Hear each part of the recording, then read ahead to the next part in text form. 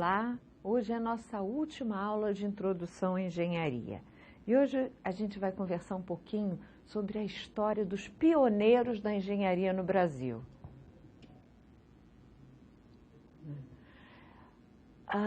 Quais são os objetivos da aula de hoje? Hoje nós vamos apresentar a biografia de 3 engenheiros que marcaram a história do Brasil, da engenharia no Brasil. Os nomes deles são Cristiano Ottoni, André Rebouças e Paulo de Fronten. Com essas histórias, nós vamos poder observar como foi o processo de formação desses engenheiros, ou seja, como era ensinada a engenharia no passado. Tá? E, além disso, a gente também vai poder identificar quais eram os principais problemas de engenharia enfrentados naquela época. Então, começando por Cristiano Ottoni. Cristiano Ottoni foi um mineiro, tá, que nasceu em 1811. Tá, e ele era o terceiro filho de uma família de 11. E ele disse na biografia dele, né, que ter estudado na Marinha não era uma vocação. Tá? Eles tinham ido fazer carreira na Marinha porque ela era a mais barata. Ou seja, desde aquela época, a engenharia ou o curso superior já era considerado um investimento. Custava caro, não era barato estudar. Então, de certa forma, eram os privilegiados que conseguiam alcançar um nível de educação mais alto. Então, vamos voltar e entender um pouquinho mais sobre a história do Cristiano Ottoni. Olha só que coisa interessante, como foi a formação dele. Né? Com 17 anos, eu já tinha dito que ele era mineiro, com 17 anos, ele se mudou para o Rio de Janeiro para cursar a Academia de Marinha. Lá, um tio dele já era oficial. Estudando na Academia de Marinha, Cristiano Ottoni graduou-se como primeiro aluno da turma, tá? Mesmo sem ter a vocação para a Marinha, como ele já tinha dito anteriormente. 3 anos mais tarde de ter se formado, ele resolve entrar na escola militar e aí sim ele se formou engenheiro. Né? Aos 23 anos apenas, ele já era professor de matemática e ele continuou lecionando matemática por mais 21 anos. Né? Ou seja, ele teve uma carreira acadêmica bastante longa. Né? E durante esse tempo ele publicou livros, né? Um deles muito importante, tá? Além dos livros didáticos, foi a teoria das máquinas a vapor. Tá? A gente está falando da metade do século XIX, quando as máquinas a vapor e principalmente os trens começavam a entrar no Brasil. Né? Depois desse período acadêmico, ele foi eleito deputado-geral por Minas Gerais, ou seja, ele entrou para o ramo da política. Tá? Então, ele começou como acadêmico, foi para a política, mas em 1855, ele deixa tanto a política quanto o magistério e vai se dedicar à engenharia propriamente dita, com a construção da estrada de ferro Dom Pedro II. Né? Depois que ele termina a construção da estrada de ferro, ele se torna diretor de lá e vai ficar por mais de 10 anos ocupando esse cargo. Então, se a gente reparar a trajetória de Cristiano Ottoni, ele começa numa família de muitos irmãos em Minas Gerais, vai para o Rio de Janeiro estudar na escola que não era tão caro, que ele tinha a família tinha como bancar.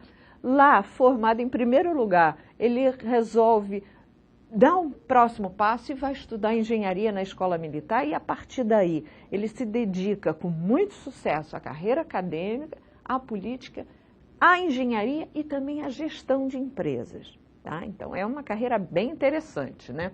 Vamos ver o que mais a gente pode falar sobre Cristiano Ottoni. Né? Que tipo de problema ele enfrentou na época?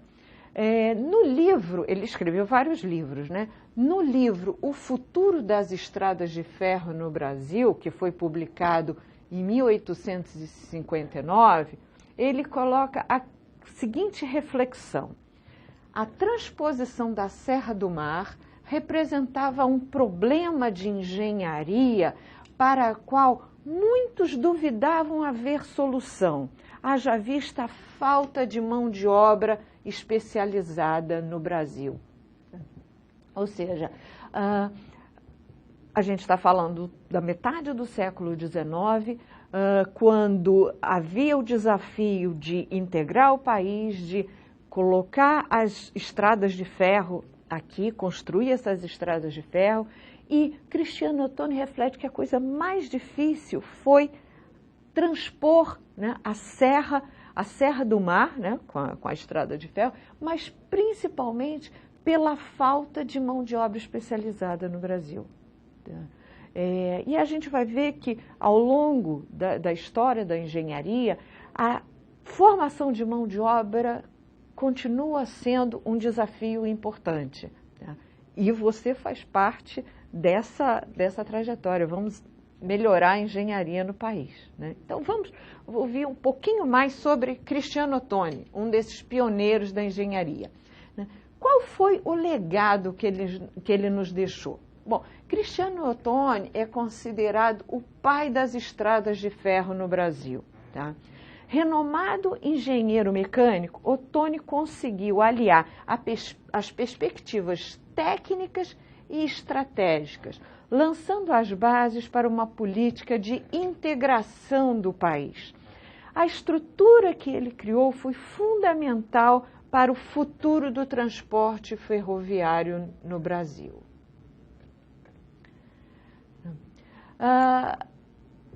Depois do Cristiano Ottoni, né, seguindo a cronologia, um outro nome muito importante para a engenharia brasileira foi André Rebouças. Tá? André Rebouças, que nasceu em 1838, tá? Também era uma figura muito interessante, vocês vão ver que muito talentoso, né? André Rebouças, ele era mestiço, tá? Mas nem por isso ele provinha das camadas populares. O pai dele era jurista, tá? E dos 6 irmãos, ele e mais 2 se tornaram engenheiros. Tá? Aliás, André Rebouças e Antônio Rebouças, né, os dois irmãos, formaram uma parceria muito interessante na engenharia, na execução de projetos e obras, que ficaram conhecidos como os irmãos Rebouças, né, que você certamente já ouviu falar. Tá? Então, voltando um bocadinho à história do André Rebouças, ao processo de formação dele. Tá? Ele se diplomou na escola militar, lembrando que a escola militar foi uma das primeiras escolas de engenharia no Brasil, tá? E dedicou-se fortemente à sua formação científica. Tá? Com isso, ele pôde se tornar professor catedrático da Escola Politécnica do Rio de Janeiro. Lembrar que a Escola Politécnica, ela foi um desmembramento da Real Academia, que se separou da Escola Militar, né, para formar na Escola Politécnica os engenheiros civis. Tá? Então, ele se formou na Escola Militar, mas foi professor catedrático na Escola Politécnica. E ele era responsável pela cadeira de resistência dos materiais. Tá? Mas Rebouças não se limitou à carreira acadêmica. Tá? Ele também atuou como engenheiro, propriamente dito, e empresário. Né? Mas, depois de um certo tempo, ele se afastou da engenharia e passou a se dedicar ao jornalismo e à militância abolicionista.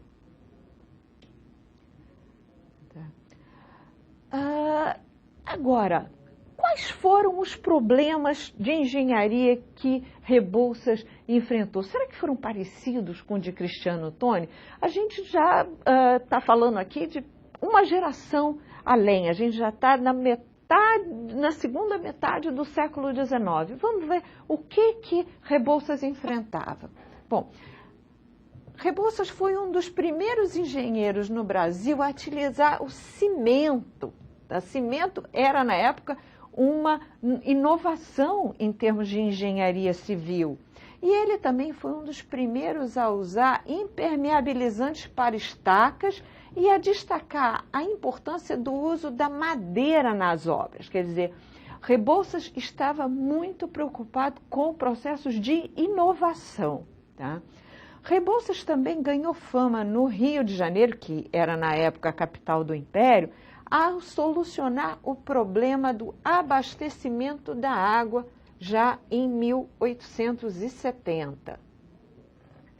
Então, a gente observa que, mais uma vez, Rebouças é o exemplo de um outro pioneiro da engenharia no Brasil que dedicou-se fortemente aos estudos, né? Na sua formação científica, ele priorizava inovações tecnológicas, tá? E ele colocou tudo isso em prática, né? Inovou em técnicas construtivas e, mais do que isso, ele estava voltado para os problemas da sociedade em que ele vivia, tá? Ele buscava encontrar soluções para os problemas vividos na cidade, vividos no país. Ou seja, ele conseguia ligar a parte científica mais abstrata, mas também aos problemas tecnológicos concretos, né? E agora vamos ver qual foi o principal legado que Rebouças deixou para a nossa engenharia, tá? Se a gente reparar, vários lugares no Brasil revelam nos seus nomes uma homenagem a Rebouças. Por exemplo, em São Paulo, nós temos a Avenida Rebouças. Em Curitiba, nós temos um bairro chamado Rebouças. E aqui no Rio de Janeiro, onde eu estou, de onde eu falo com você, nós temos o Túnel Rebouças, que está aqui, ó, nessa foto. Essa aqui é a foto do Túnel Rebouças. Tá? Então, além de Cristiano Ottoni e de André Rebouças, nós selecionamos para você mais um pioneiro da engenharia no Brasil, né? Seguindo na geração seguinte, né? Em 1860 nasce Paulo de Fronten. Vamos ver a história de Paulo de Fronten. Paulo de Fronten, ele nasceu em Petrópolis, que fica no estado do Rio de Janeiro, e ele era descendente de uma nobre família francesa. Inclusive, ele recebeu o título de Conde de Fronten. Então, ele era um engenheiro nobre. Aqui a foto dele, para você conhecê-lo melhor. Tá? Mais uma vez, vamos entender qual era a formação, porque para a gente que estuda engenharia hoje, que ensina engenharia hoje, é interessante ver como evoluiu o processo de formação do engenheiro no Brasil. Tá? E agora vamos reparar uma coisa pitoresca, interessante que tem na história de Paulo de Fronten. Paulo de Fronten, ele entrou para a universidade muito cedo, com 14 anos de idade, né? Aí ele matriculou-se na Escola Politécnica do Rio de Janeiro, lembra? Escola Politécnica formava engenheiros civis, né?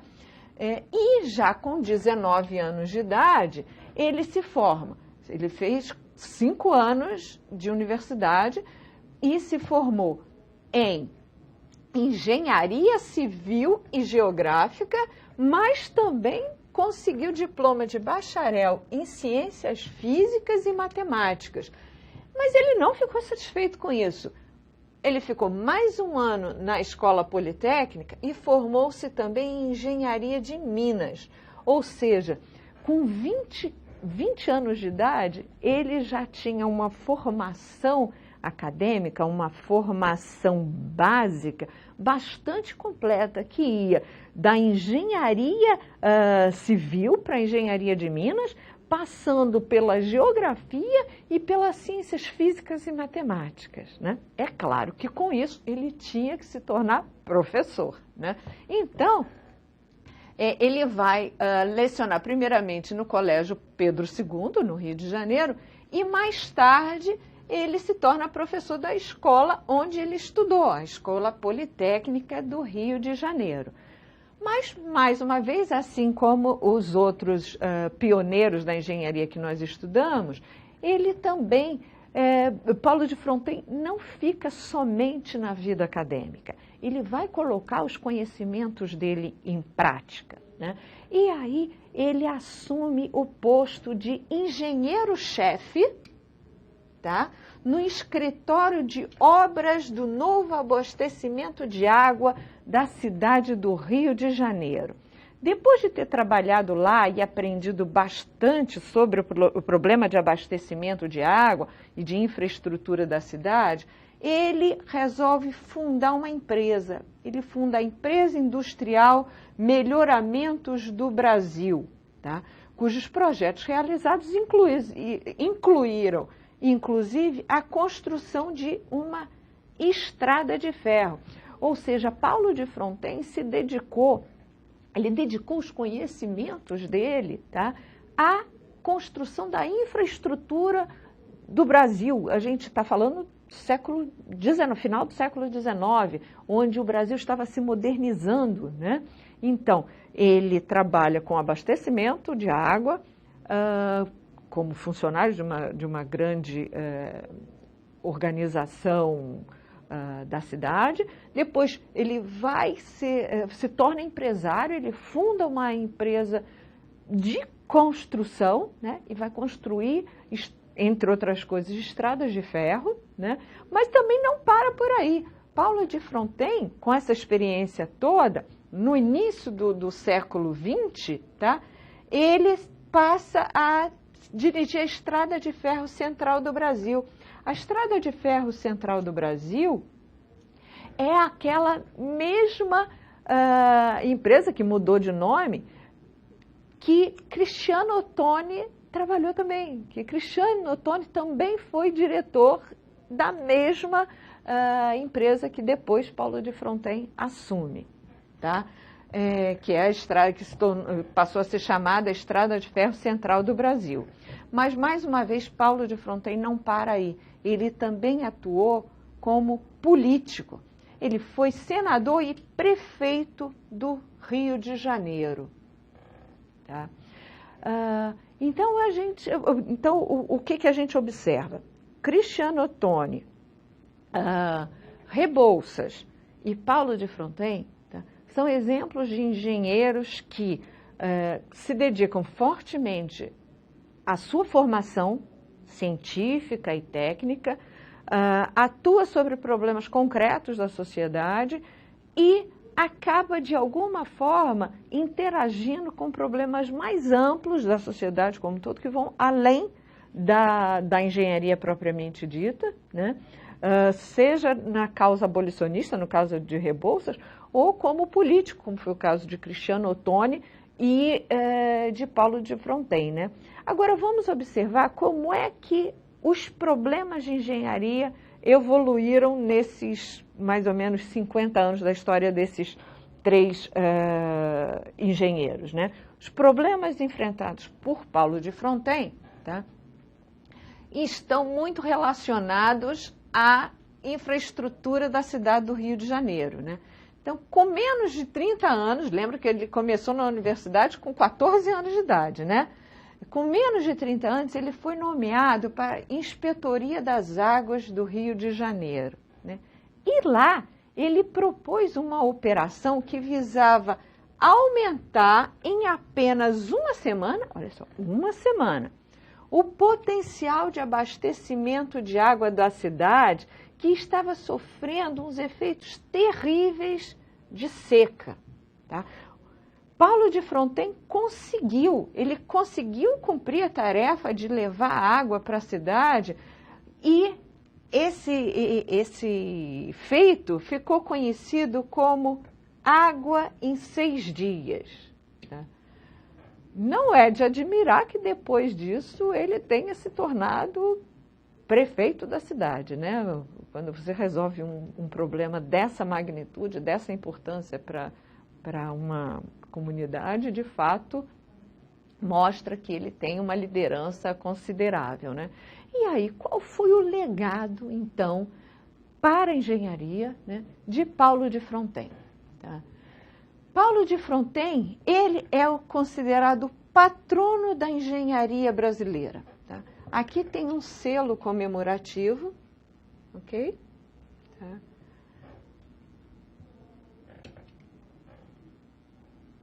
E através da biografia desses 3 engenheiros, a gente consegue notar certas semelhanças, um certo padrão na construção da engenharia no Brasil. Vamos dar uma olhadinha em quais são eles, né? Vamos observar os principais problemas enfrentados pelos pioneiros da engenharia. Tá? Primeiro deles, a integração geográfica, considerando que o Brasil é um país imenso, né, com dimensões, como se diz, continentais, a questão da integração sempre foi um desafio. E, nesse sentido, a construção de estrada de ferro, das estradas de ferro, contribuiu muito para a solução desse problema. Tá? Cristiano Ottoni foi um dos principais responsáveis nesse aspecto. Tá? Um outro problema que esses pioneiros enfrentavam foi a de modernização de técnicas construtivas. Né? Vamos lembrar que nesse período, a virada do século XIX para o XX, era um momento de muita inovação, muita invenção, muito desenvolvimento científico no mundo todo. Tá? E o Brasil não estava isolado desse processo. Né? Vale lembrar que esses engenheiros, assim como vários outros formados no Brasil, eles costumavam ir para a Europa para viagens curtas ou um pouco mais longas, viagens de formação, inclusive, e lá eles tinham acesso a muitas das novidades que aconteciam no velho continente. E eles traziam para cá. E trazendo para cá, eles adaptavam ao contexto brasileiro, às necessidades brasileiras, né? E conseguiram fazer coisas, de fato, muito importantes que trouxeram um avanço significativo para o nosso país. Dentre eles, as estradas de ferro e máquinas a vapor também, né, que Cristiano Ottoni entendia muito a respeito disso, mas também as técnicas construtivas, que no nosso caso aqui, o Rebouças é um dos principais nomes ligados a esses aspectos, e também a questão de abastecimento de água, né? Os sistemas de abastecimento de água naquela época eram praticamente inexistentes e houve um avanço considerável graças ao desenvolvimento da engenharia brasileira. Tá? Então, aqui a gente pode agora, né, ao final dessa nossa última aula do curso de Introdução à Engenharia, a gente pode retomar o que foi visto. Então, nós vimos que os pioneiros da engenharia foram responsáveis pela criação da infraestrutura do país, uma infraestrutura que não existia até o século XIX, né? Eles se envolveram na construção das estradas de ferro, na modernização das técnicas construtivas e também da instalação de sistemas de abastecimento de água. Tá? Além disso, na aula de hoje, a gente pôde ver que eles eram capazes de conjugar uma carreira técnica bastante forte, bastante considerável, com o magistério. Eles atuavam como professores também, ou seja, eles transmitiam o conhecimento que eles tinham adquirido e que eles desenvolviam, eles transmitiam para os seus alunos, né? Além disso, eles assumiam responsabilidades tanto empresariais quanto políticas. Nós podemos dizer que esses pioneiros da engenharia, eles eram engenheiros completos, que se dedicavam tanto aos estudos quanto aos problemas da sociedade. Na próxima aula, quer dizer, eu disse aqui que essa foi nossa última aula de introdução à engenharia, mas a gente ainda tem mais um encontro. No próximo encontro, nós vamos revisar o que foi feito, o que foi dado, estudado, das aulas 6 a 10. Tá? Mas antes desse nosso último encontro, eu vou propor uma atividade.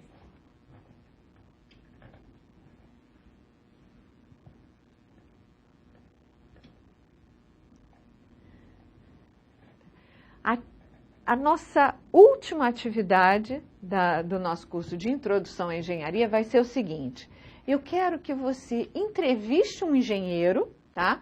Pode ser qualquer engenheiro que você conheça, tá? Um chefe, um professor seu, um amigo da família, enfim, entreviste um engenheiro, tá? E com base nas respostas que ele te der, eu quero que você compare as realidades dele, a realidade que ele conta, né, com as realidades atuais. Então, eu quero que você cruze, de alguma maneira, o que era ser engenheiro no passado e o que é ser engenheiro hoje.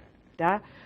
Por favor, reflita sobre os possíveis caminhos da sua própria carreira. Tá? Como que você acha que vai ser a sua carreira como engenheiro? Tá? Dicas para você realizar essa atividade. Tá?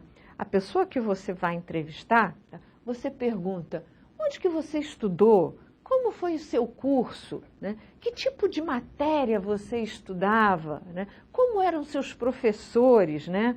Também é interessante você notar qual era a origem social do seu entrevistado. Porque se a gente reparar, lá, quando a gente olhou a biografia dos pioneiros, todos eles eram, de certa forma, considerados elite da sociedade brasileira. Né? Será que isso continua verdadeiro hoje? Ou será que a carreira de engenheiro se abriu mais, se democratizou? Será que hoje mais gente tem acesso ao diploma, carreira de engenharia? Né? Pensa sobre isso.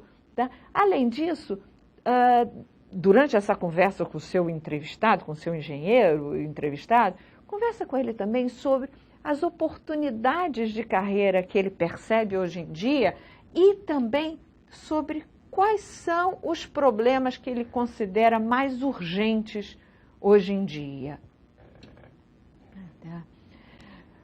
Então, eu espero que você tenha aproveitado bastante esse curso, que sirva como cartão de visita para o curso inteiro de engenharia e eu, sinceramente, desejo todo o sucesso para você. Até a próxima.